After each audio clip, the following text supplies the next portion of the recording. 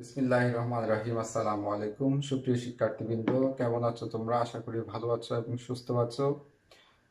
Fatehabad city corporation degree কলেজের online class কার্যক্রমে তোমাদের স্বাগত জানাচ্ছি। আমি গাজী মোহাম্মদ আজিজুর রহমান, প্রভাষক, ইসলামের ইতিহাস ও সংস্কৃতি বিভাগ। সুপ্রিয় শিক্ষার্থীবৃন্দ, গত ক্লাসের ধারাবাহিকতায় আমরা আজকে শুরু করতে যাচ্ছি আমাদের নতুন একটি ক্লাস। আজকের ক্লাস নাম্বার এটা 7 নাম্বার ক্লাস। গত ক্লাসে আমরা আলোচনা করেছিলাম বদরের যুদ্ধ সম্পর্কে, বদরের যুদ্ধের কারণ, ঘটনা, ফলাফল সম্পর্কে। আজকে তারই ধারাবাহিকতায় আমরা শুরু করব আমাদের পরবর্তী ক্লাস। সেটা নাম তোমরা দেখতে পাচ্ছ, উহুদের যুদ্ধ সম্পর্কে। ইসলামের ইতিহাসের অত্যন্ত গুরুত্বপূর্ণ একটি যুদ্ধ হচ্ছে উহুদের যুদ্ধ। সুতরাং চলো শিক্ষার্থীরা, আমরা শুরু করি আজকের ক্লাস উহুদের যুদ্ধ সম্পর্কে। উহুদের যুদ্ধ আমরা যদি বলতে চাই, এই যুদ্ধ কেন সংঘটিত হলো, এর পিছনে অনেকগুলো কারণ রয়েছে। প্রথম যে কারণটা আমরা দেখতে পাই, অত্যন্ত গুরুত্বপূর্ণ একটা কারণ, সেটা হচ্ছে যে বদরের যুদ্ধে কুরাইশদের যে পরাজয়, তাদের সেখানে বহু নেতা বা স্থানীয় নেতৃবৃন্দ তারা সেখানে মৃত্যুবরণ করে, যাদের প্রতিশোধ গ্রহণের জন্য মূলত কুরাইশরা উদ্যত হয়ে পড়ে এবং পরবর্তীতে তারা মুসলমানদের আক্রমণের জন্য উদ্যত হয়। তারই পরিপ্রেক্ষিতে বদরের যুদ্ধ, আহ, এর পরিপ্রেক্ষিতে উহুদের যুদ্ধ সংগঠিত হওয়ার পথ রচনা হয়। আমরা জানি এই যুদ্ধে যে কাফিরদের পক্ষে, মক্কার কুরাইশদের পক্ষে আবু জেহেল, তোমরা এখানে দেখতে পাচ্ছ আবু জেহেল, উতবা, সাইবা, যারা কুরাইশদের অত্যন্ত গুরুত্বপূর্ণ ব্যক্তিত্ব ছিল এবং নেতৃস্থানীয় ব্যক্তিবর্গ ছিল, যারা বদর যুদ্ধে নিহত হয়।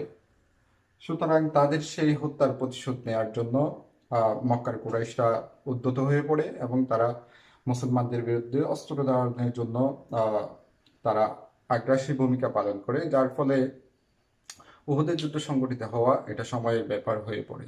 পাশাপাশি অন্যান্য কারণগুলো আমরা যদি দেখি, মদিনার যারা ইহুদি ছিল, তারা ইতোমধ্যেই বদর যুদ্ধের পর থেকেই তারা মদিনার সনদে যে ধারা ভঙ্গ করে তারা কুরাইশদের সাথে যোগ দিয়ে তারা কুরাইশদের উত্তেজিত করতে থাকে যে মুসলমানদের বিরুদ্ধে অস্ত্র ধারণ করার জন্য। পাশাপাশি ইহুদি নেতা আমরা জানি, কাব বিন আশরাফ, তিনি মক্কায় গিয়ে মক্কার কুরাইশদের বিভিন্ন কবিতা রচনা করে আহ, মদিনার মুসলমানদের বিরুদ্ধে তাদেরকে খেপিয়ে তোলে। পরবর্তীতে দেখা যায় মক্কার কুরাইশরা এ ব্যাপারে উৎসাহিত হয়ে তারা মুসলমানদের আক্রমণের জন্য তারা উদ্যত হয়। তাহলে দুইটা কারণ আমরা দেখতে পাচ্ছি। পাশাপাশি আমরা যদি অন্যান্য কারণগুলো দেখি, বদর যুদ্ধে পরাজয়ের পর যে মক্কার কুরাইশরা অত্যন্ত কোণঠাসা হয়ে পড়ে, ফলে তারা ব্যবসা বাণিজ্য নিয়ে খুব দুশ্চিন্তার মধ্যে ছিল। যেহেতু আমরা আগেই দেখেছি যে মক্কার সাথে সরাসরি সিরিয়া বা ইরাকের কোনো বাণিজ্য পথ ছিল না। মক্কার যারা লোকজন ছিল বা ব্যবসায়ী ছিল, তাদের মদিনার পথ হয়ে তাদের বাণিজ্যে যেতে হতো সিরিয়া বা অন্যান্য দেশে। আমরা যদি বাণিজ্য পথটা একটু দেখি, সুপ্রিয় শিক্ষার্থীরা, তোমরা এখানে দেখতে পাচ্ছ যে মক্কা, আমি আগেও দেখিয়েছিলাম, মক্কা থেকে বাণিজ্য করতে হলে মদিনার পথ হয়ে সিরিয়া বা অন্যান্য অঞ্চলে যেতে হতো মক্কার কুরাইশদের। সুতরাং যখন আহ, কুরাইশরা বদরের যুদ্ধে পরাজিত হলো, তখন মূলত তাদের মধ্যে এক ধরনের ভয় কাজ করে। যদি মুসলমানদের বিরুদ্ধে এ সময়ে কোনো সিদ্ধান্ত নেওয়া না হয়, তাহলে হয়তো অদূর ভবিষ্যতে তাদের যে বাণিজ্যের পথ সেটা আরো সংকীর্ণ হয়ে আসতে পারে। সেজন্য তারা মুসলমানদের বিরুদ্ধে অস্ত্র ধারণের জন্য তারা উদ্যত হয়ে পড়ে এবং সর্বশেষ আমরা দেখতে পাই আবু সুফিয়ানের নেতৃত্বে বিশাল একটা সৈন্যবর্গ তারা প্রস্তুত করা শুরু করে এবং তারই অংশ হিসেবে প্রায় 3,000 সৈন্য নিয়ে কাফিররা আবু সুফিয়ানের নেতৃত্বে মুসলমানদের বিরুদ্ধে তারা অভিযান পরিচালনা করে। সুপ্রিয় শিক্ষার্থীরা, আমরা যদি যে সৈন্যের যে পার্থক্য দেখতে পাই মুসলমানদের সাথে মক্কার কাফিরদের, তাহলে আমরা দেখতে পাবো যেখানে মুসলমানদের সংখ্যা ছিল, সৈন্য সংখ্যা, যে প্রথমে আমরা কাফিরদের দেখি কাফিরদের সৈন্য সংখ্যা ছিল 3,000। বলা হচ্ছে সেখানে মক্কার কাফিরদের মধ্যে সৈন্য সংখ্যার মধ্যে 300 জন উষ্ট্রারোহী এবং 200 জন অশ্বারোহী। উষ্ট্রারোহী ছিল, তোমরা নোট করতে পারো, উষ্ট্রারোহী 300 এবং অশ্বারোহী 200 জন। অন্যদিকে মুসলিমদের পক্ষে আমরা যদি দেখি, তাদের মোট সৈন্য সংখ্যা ছিল প্রাথমিকভাবে, যে মুসলিমদের বলা হচ্ছে প্রাথমিকভাবে তাদের সৈন্য সংখ্যা ছিল 1,000। পরবর্তীতে 300 মোনাফিক, আব্দুল্লাহ ইবনে ওবাইয়ের নেতৃত্বে 300 মোনাফিক তাদের দল ত্যাগ করে, মুসলমানদের দল ত্যাগ করে, সুতরাং তাদের সৈন্য সংখ্যা হয়ে যায় মাত্র 700 জন। সুতরাং আমরা দেখতে পাচ্ছি মক্কার কুরাইশদের বা কাফিরদের সাথে মুসলমানদের সৈন্য সংখ্যার বিশাল একটা পার্থক্য এখানে লক্ষ্য করা যায়। পাশাপাশি দেখা যাচ্ছে বর্মদারী মুসলমানদের সংখ্যা ছিল, বর্মদারী ছিল মাত্র 100 জন। এবং তীরন্দাজ, তীরন্দাজ সুপ্রিয় শিক্ষার্থীরা তোমরা জানো, যারা তীর চালনায় পারদর্শী তাদেরকে বলা হয় তীরন্দাজ। এরকম তীরন্দাজ ছিল মাত্র 50 জন, এবং তারা ছিল হযরত আব্দুল্লাহ ইবনে জুবাইরের নেতৃত্বে। আব্দুল্লাহ ইবনে জুবাইর রাদিয়াল্লাহু তাআলা আনহু এর নেতৃত্বে 50 জন তীরন্দাজ মহানবী সাল্লাল্লাহু আলাইহি ওয়াসাল্লাম যুদ্ধের কৌশল হিসেবে এই 50 জন তীরন্দাজকে মহানবী সাল্লাল্লাহু আলাইহি ওয়াসাল্লাম নিয়োগ করেছিলেন বিশেষ একটা জায়গায়, যে যাতে করে যে কোনো উদ্ভূত পরিস্থিতিতে তারা মক্কার যে কাফির সৈন্য আছে তাদেরকে সামাল দিতে পারে। সুতরাং সুপ্রিয় শিক্ষার্থীরা, আমরা দেখতে পাচ্ছি আহ এই উহুদের যুদ্ধে বিশাল একটা সৈন্যের পার্থক্য রয়েছে মুসলমানদের সাথে মক্কার কাফিরদের মধ্যে। তবুও আমরা দেখেছি ইতোমধ্যে বা পূর্বের যে যুদ্ধ, বদরের যুদ্ধ, যদিও সেখানে মুসলমানদের সৈন্য সংখ্যা কম ছিল বা কুরাইশদের বা কাফিরদের সৈন্য সংখ্যা বেশি ছিল, তবু আল্লাহর সাহায্যক্রমে মুসলমানরা মক্কার কাফিরদেরকে তারা পরাজিত করতে সক্ষম হয়েছিল। সুতরাং আমরা দেখি এরপরে কি ঘটে। সুপ্রিয় শিক্ষার্থীরা, তোমরা এখানে দেখতে পাচ্ছ আমি একটা চার্ট করে দিয়েছি, তোমরা আশা করি তথ্যগুলো নোট করতে সক্ষম হয়েছো। এখানে তোমরা দেখতে পাচ্ছ আমি একটা চার্ট করেছি, যেখানে তোমরা দেখতে পাচ্ছ যে উহুদ ময়দানের যে অবস্থান, উহুদ ময়দানের উত্তর দিকে আমরা দেখি মুসলিম যে সৈন্য বা মুসলিম শিবিরের অবস্থান ছিল। অন্যদিকে কাফিরদের কাফিরদের অবস্থান ছিল দক্ষিণ পূর্ব দিকে কাফির যে সৈন্যদল তাদের অবস্থান এখানে ছিল। পরবর্তীতে যখন প্রথমেই মল্লযুদ্ধ শুরু হলো, স্বাভাবিকভাবেই মুসলমানদের যিনি বিখ্যাত একজন মল্লযোদ্ধা ছিলেন এবং মুসলমানদের একজন বীর যোদ্ধা হিসেবে, বীর কিশোরী হিসেবে যার নাম আমরা দেখতে পাই ইতিমধ্যে, যিনি বদরের যুদ্ধে গুরুত্বপূর্ণ ভূমিকা পালন করেছেন, বীরত্ব প্রদর্শন করেছেন, হযরত হামজা রাদিয়াল্লাহু তাআলা আনহু। এই মল্লযুদ্ধে, সুপ্রিয় শিক্ষার্থীরা তোমরা একটু নোট করার চেষ্টা করো, মল্লযুদ্ধে মুসলিমদের পক্ষে ছিলেন হযরত হামজা রাদিয়াল্লাহু তাআলা আনহু। এবং বলা হচ্ছে কাফিরদের পক্ষে ছিল তালহা। কাফিরদের পক্ষে ছিল তালহা। স্বাভাবিকভাবে হযরত হামজা রাদিয়াল্লাহু তাআলা আনহুর বীরত্ব সবার মধ্যে খুবই এটা প্রশংসিত ছিল, এবং স্বাভাবিকভাবে মল্লযুদ্ধে হযরত হামজা রাদিয়াল্লাহু তাআলা আনহু তালহাকে পরাজিত করতে সক্ষম হয়, এবং তালহা এই মল্লযুদ্ধে যখন তিনি নিহত হলেন, এর পরবর্তীতে সর্বাত্মক যুদ্ধ শুরু হয়। আবু সুফিয়ান বলা হচ্ছে তার যে সৈন্যদেরকে নির্দেশনা প্রদান করে মুসলমান সৈন্যদের উপর ঝাঁপিয়ে পড়ার জন্য, এবং সর্বশেষ 625 সালের 23শে মার্চ যে মুসলিম এবং কাফিরদের মধ্যে ইসলামের দ্বিতীয় যুদ্ধ সংঘটিত হয়, যেটা ইসলামের ইতিহাসে উহুদের যুদ্ধ নামে পরিচিত। সর্বাত্মক যুদ্ধ যখন শুরু হলো, তখন কি হলো আমরা একটু চার্টের মধ্যে আমরা দেখার চেষ্টা করব। প্রথমেই যখন উহুদের ময়দানে মক্কার যে কাফিররা তারা যুদ্ধ পরিচালনা করলো এদিক থেকে, যে দক্ষিণ পূর্ব দিক থেকে এবং উত্তর দিক থেকে মুসলমানরা তাদের পূর্ণ শক্তি দিয়ে যে অভিযান শুরু করলো। কিন্তু এর পূর্বেই মহানবী হজরত মোহাম্মদ সাল্লাল্লাহু আলাইহি ইসলাম তিনি কি করলেন, তিনি পশ্চিম দিকে 50 জন তীরন্দাজ যারা ছিলেন, হযরত আব্দুল্লাহ ইবনে জুবাইরের নেতৃত্বে যে তীরন্দাজ ছিলেন তাদেরকে সেখানে নিয়োগ করেছিলেন এবং মহানবী সাল্লাল্লাহু আলাইহি ওয়াসাল্লাম নির্দেশনা দিয়েছিলেন যাতে যে কোনো পরিস্থিতিতে তারা যেন তাদের স্থান ত্যাগ না করে, যে কোনো পরিস্থিতিতে স্থান ত্যাগ না করে। সুতরাং দেখা যাচ্ছে সর্বাত্মক যুদ্ধ শুরু হওয়ার পরে মুসলমানদের যে মুহুর্মুহ হামলা, তাদের বীরত্ব প্রদর্শনের মাধ্যমে কাফির সৈন্যরা তারা সবাই ছত্রভঙ্গ হয়ে পড়ে এবং তারা দিক বিদিক শূন্য হয়ে তারা ছত্রভঙ্গ হয়ে পড়ে। তখন যে দেখা যাচ্ছে যুদ্ধের এক পর্যায়ে আহ, আহ, কাফিররা, মুসলমানরা মনে করলো যে কাফিরদের পরাজয় হয়েছে এবং তারা যুদ্ধের ময়দান থেকে পলায়ন করছে। তখন মুসলিম সৈন্যরা কি করলো, তারা যে কাফিরদের যে গনিমত বা যুদ্ধলব্ধ সম্পদ সেগুলো তারা গ্রহণ করার জন্য বা লাভ করার জন্য তারা কি করলো, তারা সবাই ছত্রভঙ্গ হয়ে ময়দানে চলে আসে। ময়দানে চলে আসলে যে এদিকে যে 50 জন তীরন্দাজ ছিল তারাও যেহেতু আব্দুল্লাহ ইবনে জুবাইর রাদিয়াল্লাহু আনহু নির্দেশনা তারা অমান্য করে এক প্রকার বা না শুনে, যখন তারা মনে করলো যে আসলে যে যুদ্ধের ফলাফল হয়ে গেছে, কাফিররা পরাজিত হয়েছে, তখন তারাও চলে আসে। চলে আসলে এই দিকটা, পশ্চিমের দিকটা অরক্ষিত হয়ে যায়। বলা হচ্ছে এই সুযোগে কাফিরদের একটা দল, হযরত খালিদ বিন ওয়ালিদ, তিনি তখন ইসলাম ধর্ম গ্রহণ করেন, পরবর্তীতে তিনি ইসলাম ধর্ম গ্রহণ করেন।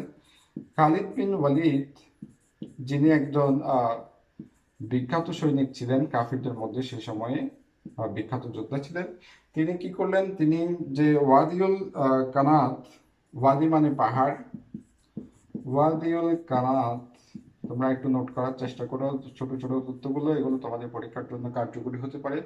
ওয়াদিউল কানাত বা কানাত পর্বতের যে আইনাইন পর্বত আছে, এর পার্শ্ববর্তী আইনাইন পর্বতের পাদদেশ হয়ে একটা ছোট সৈন্যদল নিয়ে খালিদ বিন ওয়ালিদ কি করলো, মুসলমানদের যে এই অরক্ষিত জায়গা, 50 জন তীরন্দাজের যে স্থানটা ছিল, তারা তাদের অবস্থান ত্যাগ করেছিল, সেই স্থানটা দিয়ে দক্ষিণ দিক হয়ে পশ্চিম দিক হয়ে মুসলমান শিবিরের উপর তারা আক্রমণ সূচনা করে।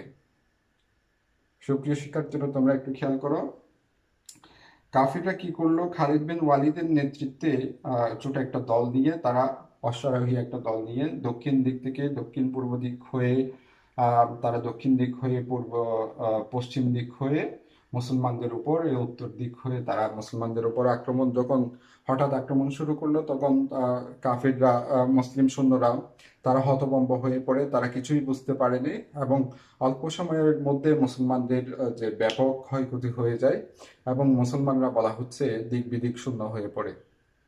একটা পর্যায়ে দেখা যায় মুসলমানরা আপাত দৃষ্টিতে এই যুদ্ধে মোটামুটি তারা পিছু হটতে বাধ্য হয় এবং যুদ্ধের তাৎক্ষণিক ফলাফলের মধ্যে আমরা দেখতে পাচ্ছি যে মুসলমানদের এক প্রকার সাময়িক এটা পরাজয় বলা যায়, তারা পিছু হটতে বাধ্য হয় এবং কাফিররা অগ্রসর হলে বিপুল সংখ্যক মুসলিম এই যুদ্ধে শাহাদাত বরণ করেন। বলা হচ্ছে প্রায় 73 জন যে মুসলিম এই যুদ্ধে শাহাদাত বরণ করেন, যার মধ্যে অন্যতম ছিলেন হযরত হামজা রাদিয়াল্লাহু তাআলা আনহু, যিনি এখানকার যে দক্ষিণ পশ্চিম দিকের যে একটা সম্মুখ যুদ্ধে তিনি শাহাদাত বরণ করেন।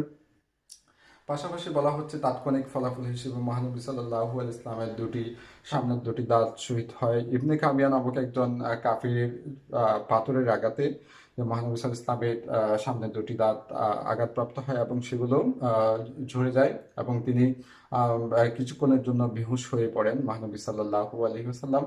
পাশাপাশি দেখা যায় যে মুসলমানদের যে পতাকাবাহী সাহাবী ছিলেন হযরত মুসাব রাদিয়াল্লাহু তাআলা আনহু, তিনি এই যুদ্ধে শাহাদাত বরণ করেন। তখন একটা গুজব রটে যায় যে মহানবী সাল্লাল্লাহু আলাইহি ওয়াসাল্লাম এই যুদ্ধে শাহাদাত বরণ করেছেন। যেহেতু এই গুজবটা এই জন্যই রটে যে হযরত মুসাব রাদিয়াল্লাহু তাআলা আনহু শারীরিক বৈশিষ্ট্যের দিক দিয়ে মহানবী সাল্লাল্লাহু আলাইহি ওয়াসাল্লামের কিছুটা সাদৃশ্য ছিলেন।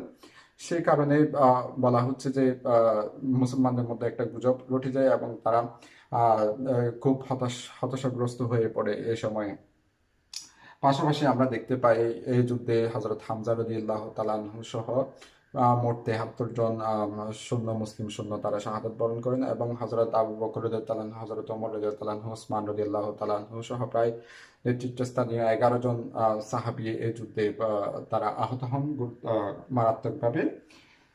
এই যুদ্ধে সাময়িক যে পরাজয় বলা হচ্ছে মুসলমানদের জন্য, এটা কেন হলো এর কারণগুলো বিশ্লেষণ করলে আমরা প্রথমে যে বিষয়টা দেখতে পাই সেটা হচ্ছে মুসলমানদের যে মহানবী সাল্লাল্লাহু আলাইহি ওয়াসাল্লাম যে নির্দেশনা দিয়েছিলেন যে কোনো অবস্থাতেই যে তীরন্দাজরা যেন তারা তাদের স্থান ত্যাগ না করে, যে মুসলমানরা যেহেতু স্থান ত্যাগ করেছিলেন সেহেতু মুসলমানদের এই যুদ্ধে ব্যাপক ক্ষতি সাধন হয়। পাশাপাশি আমরা দেখতে পাই মুসলমানদের মধ্যে যে নেতার বা যিনি অভিভাবক আছেন তার আদেশ না মানার একটা প্রবণতা দেখা যায়, বা তারা একটা ভুলের বা তারা একটা নিজেদের মধ্যে ভুল বোঝাবুঝি সৃষ্টি হয় যে তারা মনে করেছিল তারা জয়লাভ করেছে, জন্য তারা যুদ্ধের নিজেদের অবস্থান ত্যাগ করে তারা গনিমত লাভের জন্য তারা ঝাঁপিয়ে পড়েছিল। এটা অন্যতম কারণ হিসেবে বলা যেতে পারে। সর্বোপরি যে যে যুদ্ধের যে শৃঙ্খলা রক্ষা করা মুসলমানরা আপাত দৃষ্টিতে এটাতে ব্যর্থ হয় এবং সেই কারণে মুসলমানদের উপরে বিপর্যয় নেমে আসে। সুতরাং আমরা দেখতে পাই ফলাফল হিসেবে বা মুসলমানদের 73 জন শহীদ হন এখানে। পাশাপাশি দেখা যায় এখানে মাত্র কাফিরদের নিহত হয় 23 থেকে 24 জন, বলা হচ্ছে 23 জন নিহত কাফিরদের মধ্যে। এটা হচ্ছে সৈন্যের দিক দিয়ে যে ক্ষতি, দুই দলের দুই পক্ষের ক্ষতি। পাশাপাশি আমরা দেখতে পাই মহানবী সাল্লাল্লাহু আলাইহি ইসলামের তার শহীদ হয় হযরত হামজা রাদিয়াল্লাহু আনহু, যিনি রাসূল ইসলামের চাচা ছিলেন, তিনি এই যুদ্ধে শাহাদাত বরণ করেন। মুসলমানদের জন্য ব্যাপক একটা ক্ষতি ছিল বা এই উহুদের যুদ্ধ, এবং তাদের জন্য এটা একটা শিক্ষাও ছিল যে ভবিষ্যতে যে কোনো সিদ্ধান্ত গ্রহণে যেন তারা অভিভাবক যিনি থাকেন বা সেনাপতি যিনি থাকেন তার কথা যে অক্ষরে অক্ষরে মান্য করতে হয় যুদ্ধের ময়দানে বা যে কোনো ক্ষেত্রে, সেটার শিক্ষা তারা পেয়ে যান এই উহুদের যুদ্ধে। এরকম একটা শিক্ষার মুসলমানদের জন্য দরকার ছিল পরবর্তীতে, যে তাদের বিশ্ববিজয়ী বের হতে হবে, সেখানে তাদের যেন শৃঙ্খলা নিয়মানুবর্তিতা এগুলো ঠিক থাকে, সেজন্য মুসলমানদের জন্য এটা একটা উত্তম শিক্ষা ছিল এই উহুদের যুদ্ধের শিক্ষা বা সাময়িক পরাজয়ের যে শিক্ষা। আবার কোনো ঐতিহাসিকগণ যে বলছেন এটা হচ্ছে ঘুরে দাঁড়ানো, ভুল থেকে ভুল শুধরে ঘুরে দাঁড়ানোর জন্য তাদের জন্য এটা একটা শিক্ষা ছিল। আবার কিছু কিছু ঐতিহাসিকগণ বলছেন আসলে এই যুদ্ধে কোনো পক্ষই যে জয়লাভ করতে পারেনি। কেন সেটা বলা হচ্ছে যে বলা হচ্ছে কাফিররা যদিও সাময়িকভাবে মুসলমানদেরকে যে পিছু হটাতে বাধ্য করতে পেরেছিল, কিন্তু মূলত তারা সরাসরি মদিনা আক্রমণ করতে ব্যর্থ হয়ে যায়। তার বিপরীতে দেখা যায় মহানবী সাল্লাল্লাহু আলাইহি ওয়াসাল্লাম মদিনার সীমানায় পৌঁছে উল্টো কিছু একদল সৈন্য পাঠিয়ে কাফিরদেরকে ধাওয়া করার জন্য তিনি একদল সৈন্য পাঠান, যার ফলে কাফিররা পিছু হটতে বাধ্য হয় এবং তারা এই পর্যায়ে মদিনায় আক্রমণ করতে সক্ষম হয়নি। সুতরাং সুস্পষ্টভাবে এখানে দেখা যাচ্ছে যে কাফিররা এই যুদ্ধে স্পষ্টভাবে বিজয় লাভ করতে পারেনি। পাশাপাশি তারা ব্যাপক ক্ষয়ক্ষতির সম্মুখীন হয়। তারা কোনো যুদ্ধলব্ধ সম্পদ মুসলমানদের পক্ষ থেকে তারা জয় লাভ করতে পারেনি। তার পরবর্তীতে বা তার পরিবর্তে তাদের যুদ্ধের যে ব্যয়ভার, ব্যাপক ব্যয়ভার তাদেরকে বহন করতে হয়। পাশাপাশি দেখা যায় একটা গুরুত্বপূর্ণ বিষয় ঘটে যায় এই যুদ্ধের মাধ্যমে। বলা হচ্ছে যে মুসলিমরা এই যুদ্ধে আহ, সাময়িক পর বা কিছু পরে মহানবী সাল্লাল্লাহু আলাইহি ওয়াসাল্লাম মুসলমানদেরকে নির্দেশনা দিয়েছিলেন যে তারা যেন তাদের দিনের বেলা তারা কাঠ সংগ্রহ করে এবং রাতের বেলা তারা সেগুলো বিভিন্ন জায়গায় তাদের তাঁবুর আশেপাশে কাঠগুলো জ্বালায়, যাতে মক্কার কুরাইশরা মনে করে যে মুসলমানরা এখনো তাদের অবস্থান ত্যাগ করেনি এবং তারা বিপুল সংখ্যক সৈন্য নিয়ে তাদের যে নিজেদের অবস্থানে তারা দৃঢ়ভাবে অবস্থান করছেন। সুতরাং সুপ্রিয় শিক্ষার্থীরা, আমরা বলতে পারি এই উহুদের যুদ্ধ মুসলমানদের জন্য ছিল একটা গুরুত্বপূর্ণ শিক্ষা, যেটাকে কাজে লাগিয়ে তারা পরবর্তীতে বিভিন্ন যুদ্ধে জয়লাভ করতে সমর্থ হয়। পাশাপাশি মুসলমানদের জন্য এটা ছিল খুব বেদনাদায়ক একটা যুদ্ধ। মুসলমানের 73 জন সাহাবী এই যুদ্ধে শাহাদাত লাভ করে। বলা হচ্ছে হযরত হামজা রাদিয়াল্লাহু আনহু, যিনি রাসূল সাল্লাল্লাহু আলাইহি ওয়াসাল্লামের চাচা ছিলেন, তিনি শাহাদাত বরণ করেন। এবং তার শাহাদাতের পর একটা খুব হৃদয় বিদারক দৃশ্য বিশ্ববাসী দেখতে পায় বা ইতিহাসের মাধ্যমে আমরা জানতে পারি, যেটা হচ্ছে হযরত হামজা রাদিয়াল্লাহু তাআলা আনহুর হৃৎপিণ্ড, যে ওনার বুক ফেড়ে হৃৎপিণ্ড বের করে সেটা চর্বণ করে আবু জেহেলের স্ত্রী হিন্দা হিন্দা যেহেতু আবু জেহেল বদর যুদ্ধে নিহত হয়েছিল, সেটার প্রতিশোধ হিসেবে তিনি এটা করেন। ইতিহাসে একটা ঘৃণ্য অধ্যায়ের সূচনা হয় হিন্দার এই কার্যক্রমের মাধ্যমে। সুপ্রিয় শিক্ষার্থীরা, আমরা দেখতে পাচ্ছি যে উহুদের যুদ্ধের যে সার্বিক যে ফলাফল, সেটার যে সারসংক্ষেপ, সেটা হলো যে মুসলমানরা সাময়িকভাবে পরাজিত হলেও বা তারা পিছু হটলেও তাদের জন্য এটা গুরুত্বপূর্ণ একটা শিক্ষা ছিল যে ভবিষ্যতে যে কোনো বিষয়ে যে তাদের দলপতি বা অভিভাবক বা সেনাপতি ওনার কথা অক্ষরে অক্ষরে মান্য করতে হবে। এবং পরবর্তীতে মুসলমানরা এই বিষয়টা আত্মস্থ করতে সক্ষম হয় এবং পরবর্তী যেসব যুদ্ধ ছিল এবং মহানবী সাল্লাল্লাহু আলাইহি ওয়াসাল্লামের তিরোধানের পরেও যে খোলাফায়ে রাশিদিনের যুগে মুসলমানগণ এই বিষয়গুলো তাদের যে মস্তিষ্কে রেখেছিলেন এবং সেগুলোর তারা এরকম ভুল খুব কমই তারা পুনরায় রিপিট করেছেন তাদের যে জীবনকালে। সুতরাং দেখা যায় উহুদের যুদ্ধ মুসলমানদের জন্য একটা গুরুত্বপূর্ণ শিক্ষার যুদ্ধ ছিল। তারা এখান থেকে অনেক কিছু শিখতে পেরেছে নিয়ম শৃঙ্খলার ব্যাপারে, নিয়মানুবর্তিতার ব্যাপারে। সুপ্রিয় শিক্ষার্থীরা, আশা করি তোমরা উহুদের যুদ্ধ সম্পর্কে একটা ভালো একটা ধারণা পেয়েছো। পরীক্ষায় যে কোনো রকমের প্রশ্ন আসুক না কেন, তোমরা এখান থেকে উত্তর দিতে পারবে। আশা করি তোমরা উহুদের যুদ্ধের ফলাফল ব্যাখ্যা করতে পারবে এবং উহুদের যুদ্ধের যে ঘটনা বা প্রেক্ষাপট তোমরা ব্যাখ্যা করতে পারবে। আশা করি তোমরা লেকচারটা ভালো করে অনুধাবন করার চেষ্টা করবে এবং বাসায় অনুশীলন করবে। এতে করে তোমাদের পরীক্ষার জন্য সহায়ক একটা প্রস্তুতি হয়ে যাবে।